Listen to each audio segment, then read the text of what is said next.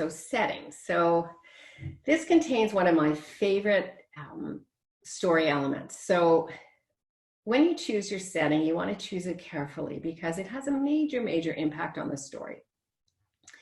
And also, you need to decide how important the setting is to each scene, and that's going to determine how much time you spend on describing each location within a scene. And it can make the difference between a boring and an exciting scene. And I want to use two examples here. One is Stephen King. So if you look at his horror novels, he will spend a lot of time describing something. And when he does that, you know that there's something about the room he's describing that's really important to the story. And so you pay attention. Another one is Ken Foley, and he wrote a book called Whiteout.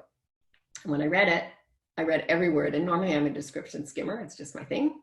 And I went back and actually highlighted every piece of description in that book and discovered he only described things that were related to the plot. And so when you're describing your settings, it's really important to think about how is what you're describing related to the story. And the other thing is, what's the emotional impact of the setting? And what that means, so another example for that would be, so you have a thunder and a lightning storm, and there's a couple sitting on a hilltop and they're watching it in the distance. Well, that's very romantic and that sets a mood. And if they are out on a sailboat in the ocean, it's not so romantic and rather terrifying. So that's a completely different mood. And so when you're choosing a location for a scene, choose it based on what you want the reader and the characters to feel. Okay, so some of the setting issues. All right, so if there's too much or too little description, which I talked about how to decide what you want to do. If it's unclear where a scene is taking place, that's fine. If the character doesn't know where they are, that's okay. Then the reader shouldn't know where they are either.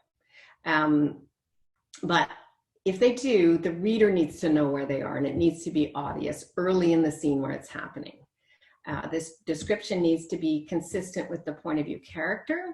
So I'm a dog lover. When I walk down the street, my eye goes to a dog. It doesn't go to a cat or a squirrel or whatever. So it's consistent with my personality. You don't want to use the easy cliche locations of, you know, a couple having a fight in a coffee shop, that kind of thing. And you want to be careful that your locations aren't repetitive just for ease of use. It's okay to be repetitive if that's the point of the story and they're always in the same place, and that's fine. But it's not if it's just the easy go-to. Okay, so that is settings.